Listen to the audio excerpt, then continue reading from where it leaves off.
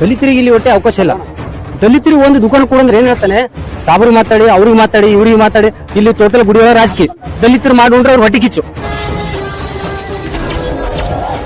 ಕಾರ್ಮಿಕ ದತ್ತ ಇಲಾಖೆಯ ಅಧಿನಿಯಮ 1997 ಪ್ರಕಾರ ಏನು ಅಂಗಡಿಗಳ ಹರಾಜು ಪ್ರಕ್ರಿಯೆವ ಅದು ಹರಾಜು ಆಗಿರ್ಬೇಕಂದ್ರೆ 1 ವರ್ಷದಿಂದ 3 ವರ್ಷಗಳು ಮಾತ್ರ ಹರಾಜು ಪ್ರಕ್ರಿಯೆ ಮತ್ತು ಮರು ಹರಾಜು ಮಾಡ್ಬೇಕು. ಏನು ಭೀಮಾರ್ಮಿ ಅವರು ಏನು ಬೇಡಿಕೆಯನ್ನು ಇಟ್ಟಿದ್ದಾರೆ, ಒಂದು ವೇಳೆ ಆ ಒಂದು ಚೌಕಟ್ಟಿನಲ್ಲಿ ಇದ್ರೆ ಎಲ್ರಿಗೂ ಕೂಡ ಅವಕಾಶ ಮಾಡಿಕೊಡ್ಬೇಕು. ಯಾಕೆ ದಲಿತರಿಗೆ ಬದುಕುವ ಅವಕಾಶ ಇಲ್ವಾ?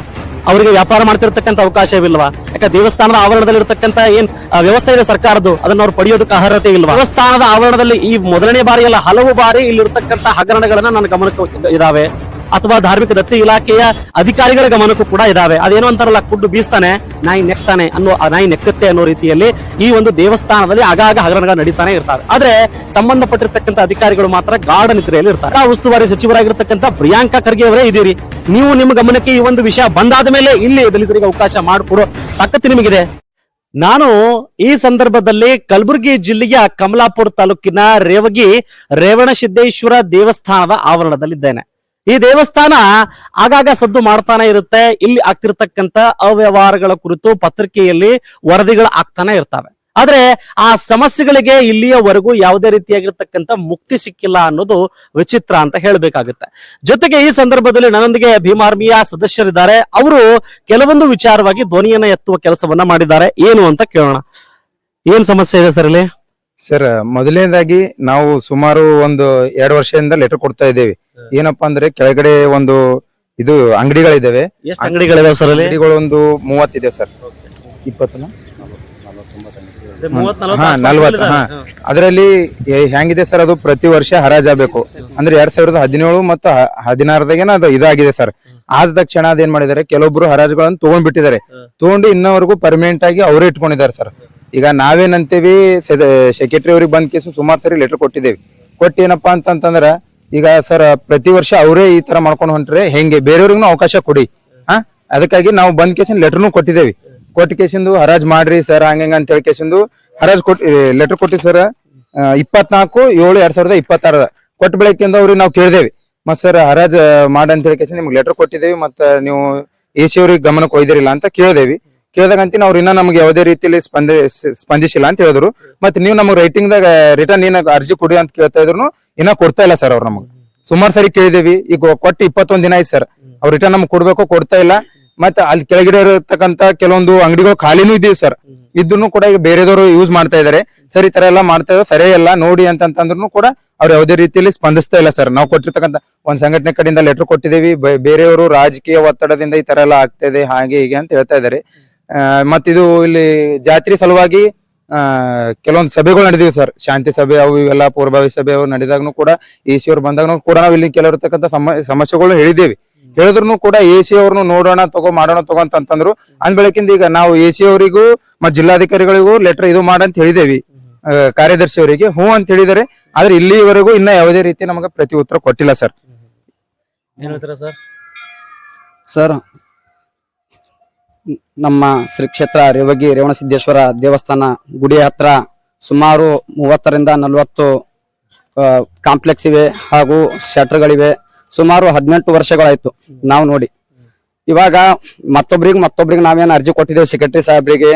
ಸರ್ ಈ ದಿನ ಅವ್ರಿಗೆ ಆಗ್ಯದ, ನಾವೇನಂತಂದೇವಿ, ನೀವು ಟೆಂಡರ್ ಮಾಡ್ತೀರಿ, ಹರಾಜು ಮಾಡ್ತೀರಿ, ಯಾವುದೇ ರೀತಿ ಅಂತ AC ಅವ್ರಿಗೂ ಹೇಳಿದೇವಿ ಹಾಗೂ ಸೆಕ್ರೆಟರಿ ಸಾಹೇಬ್ರಿಗೂ ಹೇಳಿದೇವ್ರಿ. ನಾವು ಏನು ಟೆಂಡರ್ ಇವತ್ ಮಾಡ್ತೇವೆ, ನಾಳೆಗ್ ಮಾಡ್ತೀವಿ, ಇವತ್ ಮಾಡ್ತೇವೆ, ನಾಳೆಗ್ ಮಾಡ್ತೇವೆ ಅನ್ಕೋತ ಸುಮಾರು 15 ವರ್ಷ ಹೋಯ್ತ್ರಿ. ಇವತ್ತಾದ್ರೂ ಅರ್ಜಿ ಕೊಟ್ಟಿದ್ದೇವಿ. ಅವ್ರಿಗೆ ಸೆಕ್ರೆಟರಿ ಸಾಹೇಬ್ರಿಗೆ ಹೆಂಗ್ ಬರಕೊಟ್ರು ಸರ್, ನೀವು ನಿಮ್ ತಾಗಲೋಯ್ತು ಅಂತಂದ್ರೆ ನಾವು AC ಅವ್ರ ಹತ್ರ ಹೋಗ್ತೇವಿ. AC ಹತ್ರ ಇಲ್ಲ DC ಹತ್ರ ಹೋಗಿ ಅದನ್ನ ಮುಂದೆ ಏನದ ಮುಂದಿಂದು ನಾವು ನಮ್ಮ ಅಧ್ಯಕ್ಷರಿಗೆ ಹಚ್ಚಿ, ಜಿಲ್ಲಾ ಅಧ್ಯಕ್ಷರಿಗೆ ಹಚ್ಚಿ ನಾವು ಮಾಡ್ತೇವೆ ಅಂತಂದ್ರ ಇವಾಗ ಕೊಡ್ತೀನಿ ನಾಳೆ ಕೊಡ್ತೀನಿ ಅಂತ ಹೇಳಿ ಅವ್ರು ಬರೀ ಮುಂದುವರ್ಸ್ಲತ್ತದ್ರ ಹೊರತು ಯಾವುದೇ ರೀತಿ ನಮಗ ಸ್ಪಂದಿಸಲ್ ಹೋಗಿರಿ ಸರ್. ಸರ್ ಜೈವಿಮ್ ಸರ್, ನಾನು 2 ಮಾತುಗಳಲ್ಲಿ ಅವಕಾಶ ಏನಂದ್ರೆ, ದಲಿತರಿಗೆ ಇಲ್ಲಿ ಒಟ್ಟೆ ಅವಕಾಶ ಇಲ್ಲ. ದಲಿತರಿಗೆ ಒಂದು ದುಕಾನ ಕೊಡಂದ್ರೆ ಏನ್ ಹೇಳ್ತಾನೆ, ಸಾಬ್ರಿಗೆ ಮಾತಾಡಿ, ಅವ್ರಿಗೆ ಮಾತಾಡಿ, ಇವ್ರಿಗೆ ಮಾತಾಡಿ, ಇಲ್ಲಿ ಟೋಟಲ್ ಗುಡಿಯೊಳ ರಾಜಕೀಯ. ದಲಿತರು ಮಾಡ್ಕೊಂಡ್ರೆ ಅವ್ರು ಹೊಟ್ಟೆ ಕಿಚ್ಚು. ನಾನ್ ಅಂತೀನಿ, ಈಗ 50 ದುಕಾನ್ಗಳಾಗಲ್ಲ, ದಲಿತರು ಬೇಕಲ್ಲ. ದಲಿತರಿಗೆ 3 ಪಟ್ಟು ಮೀಸಲಾತಿ ಅದಲ್ಲ, ಆ ಮೀಸಲಾತಿ ಪ್ರಕಾರ ದಲಿತರಿಗೆ ಕೇಳ, ದಲಿತರಿಗೆ ಒಟ್ಟೆ ದುಕಾನ ಕೊಡಲ್ಲ. ಯಾಕೆ ಕೊಡಲ್ಲ ದಲಿತರು? ಚಪ್ಪಲ್ ದುಕಾನ್ ಹಚ್ಬೋದು, ತರಕಾರಿ ದುಕಾನ್ ಹಚ್ಬೋದು, ಏನ್ ಮಾಡ್ಬೋದಲ್ಲ ಸರ್? ಯಾಕೆ ಕೊಡಲ್ಲ ಅವರು? ಏನ್ ಕಾರಣ ಕೇಳಿದ್ರೆ ಎಸಿ ಸಾಬ್ ಮೇಲೆ ಹೋಗಂತಾರೆ. ಎಸಿ ಸಾಬ್ ಕೇಳಿದ್ರೆ ನಾ ವಿಚಾರ ಮಾಡಿ ಹೇಳ್ತೀನಿ ಅಂತಾರೆ. 10 ವರ್ಷ ಓದಿ ಇದೇ ಹೇಳ್ಕೊತ ಬಂದಾರ. ದಲಿತರು ಇವ್ರ ಕಣ್ಣಿಗೆ ಕಾಣಲಾಗಿದ್ರೇನ್ರಿ? ಯಾವುದೇ ಪರಿಶಿಷ್ಟ ಪಂಗಡ ಪರಿಶಿಷ್ಟ ಜಾತಿಗಳು ಯಾರೇ ಬೇರೆ ಜಾತಿ ಇಲ್ರಿ, ಬರೇ ಗೌಡ್ರು ಐಗಳು ಇವರೇ ಮಾಡುಮರ್ರ, ಬೇರೆ ಮಾಡುಮರಿಲ್ಲ ಸರ್. ನಾವು ದಲಿತರು ಮಾಡುಮರಿಲ್ಲ, ದಲಿತರ ಅವಕಾಶ ಅದಲ್ರಿ. ಗುಡಿ ಒಳಗೆ ಒಂದು ಕೆಲ್ಸಕ್ಕೆ ಕೇಳಿದ್ರೆ ದಲಿತರಿಗಿಲ್ಲ. ಯಾಕಿಲ್ಲ ದಲಿತರಿಗೆ? ದಲಿತರು ಏನ್ ಮಾಡ್ರಿ ನಿಮ್ಗ ಸರ್? ಬೇಕಲ್ ಸರ್ ದಲಿತರಿಗೆ?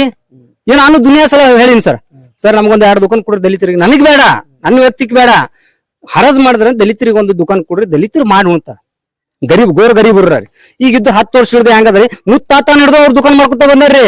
ಅವ್ರಿಗೆ ಅಗ್ರಿಮೆಂಟ್ ಅಂತ ಏನದೇನ್ರಿ?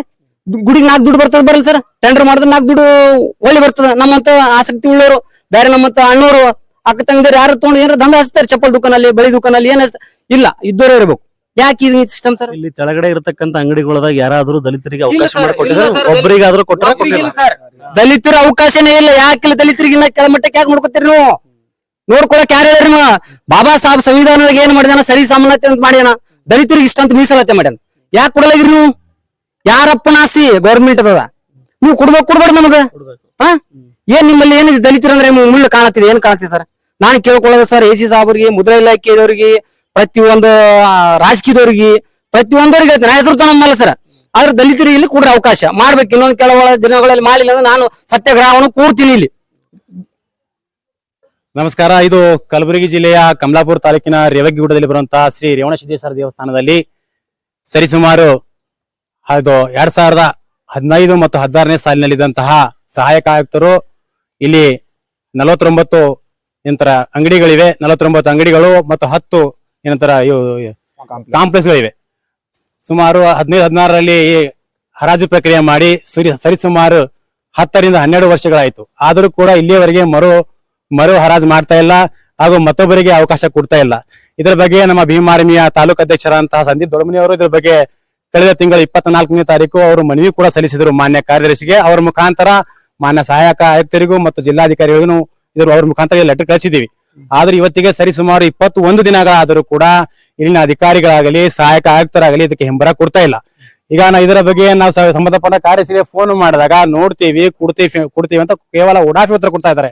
ನಮಗೆ ತಿಳಿದಷ್ಟು ಇದು ಧಾರ್ಮಿಕ ದತ್ತು ಇಲಾಖೆಯ ಅಧಿನಿಯಮ 1997ರ ಪ್ರಕಾರ ಏನ ಅಂಗಡಿಗಳ ಹರಾಜು ಪ್ರಕ್ರಿಯೆವ ಅದು ಹರಾಜು ಆಗಿರ್ಬೇಕಂದ್ರೆ 1 ವರ್ಷದಿಂದ 3 ವರ್ಷಗಳು ಮಾತ್ರ ಹರಾಜು ಪ್ರಕ್ರಿಯೆ ಮತ್ತು ಮರು ಹರಾಜು ಮಾಡ್ಬೇಕು. ಅದು ಯಾಕೆ ಮಾಡ್ಬೇಕಪ್ಪ ಅಂದ್ರೆ, ಒಂದು ವೇಳೆ ಒಬ್ಬ ಇಲ್ಲಿ ಈ ದೇವರ ಈ ಗುಡಿಯನ್ನೇ ನಂಬ್ಕೊಂಡು ಸುಮಾರು 50 ರಿಂದ 60 ಕುಟುಂಬಗಳಲ್ಲಿ ವಾಸವಾಗ್ತಾ ಇದೆ ಸರ್. ಅದನ್ನು ಒಂದು ಸಲ ಹರಾಜು ಮಾಡಿದಾಗ ಅವರಿಗೆ ಸರಿಯಾದ ಸ್ಥಳ ಸಿಗಲಿಲ್ಲ ಅಂದ್ರೂ ಕೂಡ ಅವರು ಒಂದು ಆಸೆ ಇರುತ್ತೆ, ಈ ವರ್ಷ ಇಲ್ಲದ್ರೆ ಮುಂದೆ 2 ವರ್ಷ ಬಿಟ್ಟು ಮತ್ತೆ ಮರು ಹಂಚಿಕೆ ಮಾಡ್ತಾರೆ, ಮತ್ತೊಂದು ನಮ್ಗೆ ಸಿಗೋದಪ್ಪ ಅಂತ ಆಸೆ. ಆದರೆ ಇಲ್ಲಿ ನಮ್ಮ ರೇವಣಸಿದ್ದೇಶ್ವರ ದೇವಸ್ಥಾನ ಇರುವಂತಹ ಎಲ್ಲಾ ಅಂಗಡಿಗಳು ಕೇವಲ 2016-17ರಲ್ಲಿ ಏನ್ ಹಂಚಿಕೆ ಮಾಡಿದಾರ ಅವರೇ ಯೂಸ್ ಮಾಡ್ತಾ ಇರೋ ಹೊರತಾಗಿ ಇಲ್ಲಿಯವರೆಗೆ ಸುಮಾರು 10 ರಿಂದ 12 ವರ್ಷಗಳಾದರೂ ಇಲ್ಲಿಯವರೆಗೆ ಹರಾಜು ಮಾಡ್ತಿಲ್ಲ. ಈ ಮುಖಾಂತರ ನಾ ಜಿಲ್ಲಾಡಳಿತಕ್ಕಾಗಲಿ ಈ ನಮ್ಮ ಧಾರ್ಮಿಕ ದತ್ತ ಇಲಾಖೆ ಸಚಿವರಿಗೆ ಏನ್ ಮನವಿ ಮಾಡ್ತೀನಪ್ಪ, ಆದಷ್ಟು ಬೇಗ 2 ದಿನಗಳಲ್ಲಿ ಇದು ಏನ್ ಮರು ಹಂಚಿಕೆ ಮಾಡಬೇಕು ಮತ್ತೆ ಬೇರೊಬ್ಬರಿಗೆ ಅವಕಾಶ ಕೊಡುವಂತ ಕೆಲಸ ಮಾಡಬೇಕು. ಒಂದು ವೇಳೆ ಮಾಡದೇ ಆಗಿದ್ದಲ್ಲಿ ನಾವು ಆ ನಿರ್ದಿಷ್ಟ ಅವಧಿ ಸತ್ಯಾಗ್ರಹ ಹಮ್ಮಿಕೊಳ್ತೀವಿ.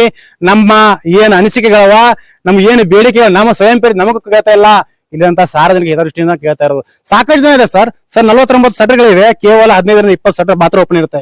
ಅವರು ಡಿಡಿ ಸರ್ ಫಿಕ್ಸ್ ಡಿಪಾಸಿಟ್ ಅಂತ ಕೇಳ್ಕೊತಾರೆ ಸರ್. 40,000 ತಗೊಂಡ್ರಿ, 40,000 ತಗೊಂಡು ಪ್ರತಿ ಅವಾಗ ಸಹಾಯಕ ಆಯುಕ್ತರಿಗೂ ಏನು ಹರಾಜು ಮಾಡೋ ಪ್ರಕ್ರಿಯೆಯಲ್ಲಿ 40,000 ತಗೊಂಡು 5 ವರ್ಷ ನಂತರ ನಾವು ಮತ್ತೆ ಮರು ಹಂಚಿಕೆ ಮಾಡ್ತೀವಿ ಅಂತ ನಮಗೆ ಒಂದು ಆಶ್ವಾಸನೆ ಕೊಟ್ಟಿದ್ರು.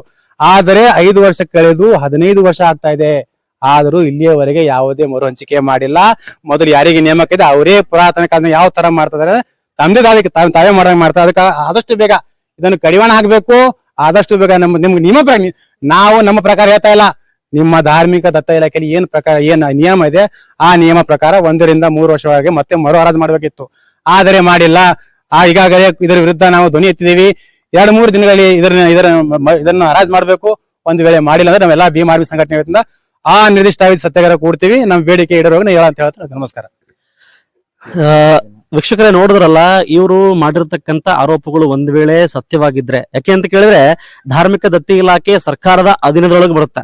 ಅದರಲ್ಲಿ ದಲಿತ ಅಂತ ಬರೋದಿಲ್ಲ, ಬೇರೆ ಯಾರು ಅಂತಲ್ಲ. ನಾನು ಕೇಳ್ತೀನಿ, ನಿಮಗೆ ಮನುಷ್ಯರು ಅಂತ ಬಂದ ಮೇಲೆ ಎಲ್ರಿಗೂ ಅವಕಾಶ ಕೊಡ್ಲೇಬೇಕು.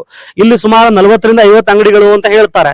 ಆದ್ರೆ ಹಲವು ವರ್ಷಗಳಿಂದ ನಿಮ್ಮ ಧಾರ್ಮಿಕ ದತ್ತಿ ಇಲಾಖೆಯ ನಿಯಮದ ಅಡಿಯಲ್ಲಿನೇ ಅದು ಪ್ರತಿ 2 ವರ್ಷಕ್ಕೊಮ್ಮೆ 3 ವರ್ಷಕ್ಕೊಮ್ಮೆ ಒಂದು ವೇಳೆ ನೀವು ಬೇರೆಯವರಿಗೆ ಅವಕಾಶ ಕಲ್ಪನೆ ಮಾಡ್ಬೇಕಿದ್ರೆ ನೀವ್ ಯಾಕೆ ಮಾಡಿಲ್ಲ? ಈ ಒಂದು ದೇವಸ್ಥಾನದ ಆವರಣದಲ್ಲಿ ಈ ಮೊದಲನೇ ಬಾರಿ ಅಲ್ಲ, ಹಲವು ಬಾರಿ ಇಲ್ಲಿರ್ತಕ್ಕಂಥ ಹಗರಣಗಳನ್ನ ನನ್ನ ಗಮನಕ್ಕೆ ಇದಾವೆ, ಅಥವಾ ಧಾರ್ಮಿಕ ದತ್ತಿ ಇಲಾಖೆಯ ಅಧಿಕಾರಿಗಳ ಗಮನಕ್ಕೂ ಕೂಡ ಇದಾವೆ. ಅದೇನೋ ಅಂತಾರಲ್ಲ, ಕುಡ್ಡು ಬೀಸ್ತಾನೆ ನಾಯಿ ನೆಕ್ತಾನೆ ಅನ್ನೋ, ನಾಯಿ ನೆಕ್ಕುತ್ತೆ ಅನ್ನೋ ರೀತಿಯಲ್ಲಿ ಈ ಒಂದು ದೇವಸ್ಥಾನದಲ್ಲಿ ಆಗಾಗ ಹಗರಣಗಳು ನಡೀತಾನೆ ಇರ್ತಾವೆ. ಆದ್ರೆ ಸಂಬಂಧಪಟ್ಟಿರ್ತಕ್ಕಂಥ ಅಧಿಕಾರಿಗಳು ಮಾತ್ರ ಗಾಢ ನಿದ್ರೆಯಲ್ಲಿ ಇರ್ತಾರೆ. ಹಾಗಾಗಿ ಇಲ್ಲಿ ಏನು ಭೀಮಾರ್ಮಿ ಅವರು ಏನು ಬೇಡಿಕೆಯನ್ನು ಇಟ್ಟಿದ್ದಾರೆ, ಒಂದು ವೇಳೆ ಆ ಒಂದು ಚೌಕಟ್ಟಿನಲ್ಲಿ ಇದ್ರೆ ಎಲ್ರಿಗೂ ಕೂಡ ಅವಕಾಶ ಮಾಡಿಕೊಡ್ಬೇಕು. ಯಾಕೆ ದಲಿತರಿಗೆ ಬದುಕುವ ಅವಕಾಶ ಇಲ್ವಾ? ಅವರಿಗೆ ವ್ಯಾಪಾರ ಮಾಡ್ತಿರ್ತಕ್ಕಂಥ ಅವಕಾಶವಿಲ್ವಾ? ಯಾಕೆ ದೇವಸ್ಥಾನದ ಆವರಣದಲ್ಲಿ ಇರ್ತಕ್ಕಂಥ ಏನ್ ವ್ಯವಸ್ಥೆ ಇದೆ ಸರ್ಕಾರದ್ದು, ಅದನ್ನ ಅವ್ರು ಪಡೆಯೋದಕ್ಕೆ ಅರ್ಹತೆ ಇಲ್ವಾ? ಯಾಕೆ ಸ್ವಾಮಿ ನೀವು ಈ ರೀತಿ ಮಾಡ್ತೀರಿ? ಜೊತೆಗೆ ಈ ಕ್ಷೇತ್ರದ ಅಥವಾ ಜಿಲ್ಲಾ ಉಸ್ತುವಾರಿ ಸಚಿವರಾಗಿರ್ತಕ್ಕಂಥ ಪ್ರಿಯಾಂಕಾ ಖರ್ಗೆ ಅವರೇ ಇದೀರಿ. ನೀವು ನಿಮ್ಮ ಗಮನಕ್ಕೆ ಈ ಒಂದು ವಿಷಯ ಬಂದಾದ ಮೇಲೆ ಇಲ್ಲಿ ದಲಿತರಿಗೆ ಅವಕಾಶ ಮಾಡಿಕೊಡೋ ತಾಕತ್ತು ನಿಮಗಿದೆ. ದಯವಿಟ್ಟು ಈ ವಿಷಯದ ಬಗ್ಗೆ ನೀವು ಕೂಲಂಕುಷವಾಗಿ ಅರ್ಥ ಮಾಡ್ಕೊಂಡು ಈ ಏನು ಅಂಗಡಿಗಳ ವಿಷಯವಾಗಿ ಏನು ಹೋರಾಟ ನಡೀತಾ ಇದೆ, ಒಂದು ವೇಳೆ ಸತ್ಯಾಸತ್ಯತೆ ಹೊರಗಡೆ ಬಂದ ಮೇಲೆ ಒಂದು ವೇಳೆ ಇಲ್ಲಿ ಆ ದಲಿತರಿಗೆ ಅವಕಾಶ ಕೊಟ್ಟಿದ್ದೇ ಇಲ್ಲ ಅಂತಂದ್ರೆ ಅಂತಹ ಅಧಿಕಾರಿಗಳ ವಿರುದ್ಧ ಕ್ರಮವನ್ನು ಕೈಗೊಳ್ತಿರ್ತಕ್ಕಂಥ ಕೆಲಸ ನೀವು ಮಾಡಬೇಕಾಗಿದೆ. ಯಾಕಂತ ಕೇಳಿದ್ರೆ ದಲಿತರನ್ನ ಹೊರಗಿಟ್ಟು ನೀವೇನು ದೊಡ್ಡ ಸಾಧನೆ ಮಾಡಬೇಕಾಗಿಲ್ಲ. ಎಲ್ರಿಗೂ ಸರಿ ಸಮಾನವಾಗಿರ್ತಕ್ಕಂಥ ಅವಕಾಶ ನೀಡೋದು ಸರ್ಕಾರದ್ದು, ಜೊತೆಗೆ ಈ ಇಲಾಖೆಯದ್ದು, ಧಾರ್ಮಿಕ ದತ್ತಿ ಇಲಾಖೆ ಅಧಿಕಾರಿಗಳು ನಿದ್ರೆಯಲ್ಲಿದ್ದೀರಿ ಅಂತ ಅನ್ಸುತ್ತೆ, ಮಲ್ಕೊಂಡಿದ್ದೀರಿ ಅಂತ ಅನ್ಸುತ್ತೆ. ಯಾಕಂತ ಕೇಳಿದ್ರೆ ಇಲ್ಲಿ ಬರ್ತಿರ್ತಕ್ಕಂಥ ಎಲ್ಲಾ ರೆವೆನ್ಯೂ ದುಡ್ಡು ನಿಮ್ಮ ಹುಂಡಿ ಸೇರುತ್ತೆ, ಬೇರೆಯವರಿಗೆ ಅವಕಾಶ ನೀಡಬೇಕು ಅನ್ನುವ ಮನಸ್ಥಿತಿ ನಿಮ್ದಿಲ್ಲ ಅನ್ನೋದು ಬೇಜಾರಿನ ಸಂಗತಿ. ಎಚ್ಚೆತ್ತುಕೊಳ್ತೀರಿ ಅಂತ ಭಾವಿಸ್ತೀನಿ, ಅವಕಾಶ ಕಲ್ಪಿಸ್ತೀರಿ ಅಂತ ಭಾವಿಸ್ತೀನಿ. ದಲಿತರಿಗೆ ಅನ್ನೋದಕ್ಕಿಂತ ಮುಂಚೆ ಮನುಷ್ಯರಿಗೆ ಅವಕಾಶ ಕಲ್ಪಿಸ್ತೀರಿ ಅಂತ ಭಾವಿಸ್ತೀನಿ. ಮತ್ತೆ ಭೇಟಿ ಆಗ್ತೇನೆ. ನಮಸ್ಕಾರ.